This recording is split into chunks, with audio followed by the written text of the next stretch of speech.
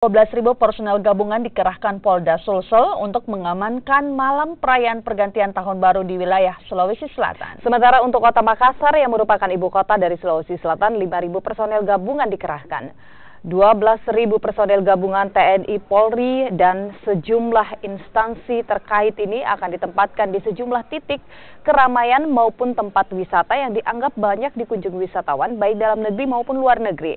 Untuk kota Makassar, 5.000 personel gabungan dari Polda Sulawesi Selatan hingga jajaran Polres dibantu TNI dikerahkan di beberapa tempat yang dianggap rawan gangguan Kamtibmas seperti terjadinya balap liar, jamret, dan juga copet. Dan tidak hanya itu, polisi juga meningkatkan kewaspadaan terhadap penyalahgunaan narkoba hingga aksi teror.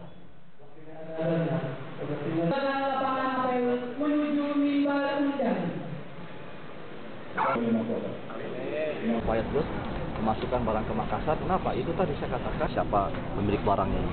Ya bang, sedikit bang, narkoba.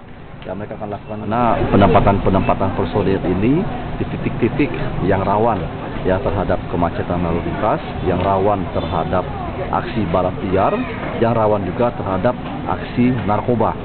Jadi fokus kita pada malam pergantian tahun ini ya kita berharap bahwa tidak ada tindak-tindak pidana terutama narkoba, tindak pidana balap liar, jamret maupun copet, dan juga yang paling utama adalah